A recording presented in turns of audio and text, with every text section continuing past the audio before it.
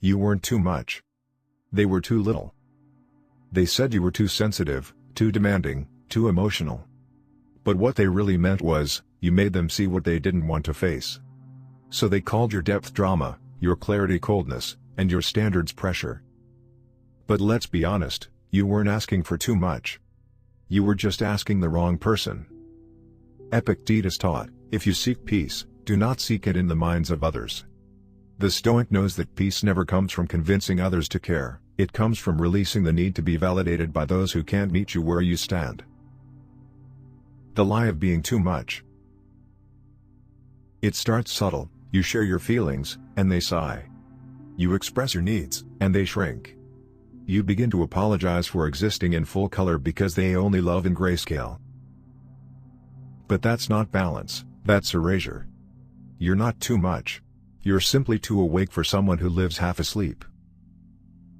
Marcus Aurelius wrote, when you rise in the morning, think of what a privilege it is to be alive, to think, to love. He didn't say, think less, feel less, love less. Feeling deeply is not a flaw, it's proof of life. Why Stoicism doesn't mean numbness. People mistake Stoicism for emotional suppression. But Stoicism isn't about feeling less, it's about feeling wisely. It's not that you don't care, it's that you stop bleeding for people who cut carelessly. When someone tells you you're too emotional, what they often mean is, your presence exposes my emotional laziness. The Stoic doesn't tone down to fit in, they elevate by staying composed. You stop begging for emotional literacy from the illiterate. How to reframe too much into clarity. 1. Translate your needs into standards. If you crave communication, honesty, effort, that's not needy. That's healthy. When you treat needs as shame, you invite mistreatment. The Stoic converts needs into values. 2. Recognize compatibility, not capacity. They might not be cruel, just unequipped. Don't resent them for lacking what you need, just stop expecting a symphony from a broken instrument. 3. Refuse to shrink.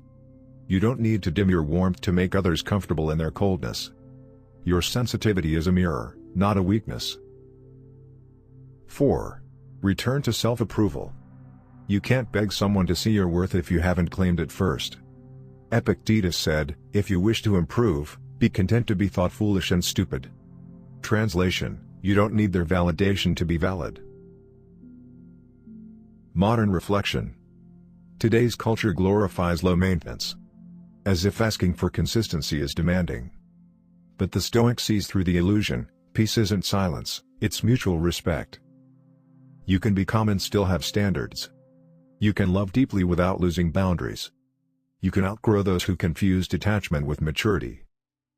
Because maturity isn't emotional avoidance, it's emotional accountability.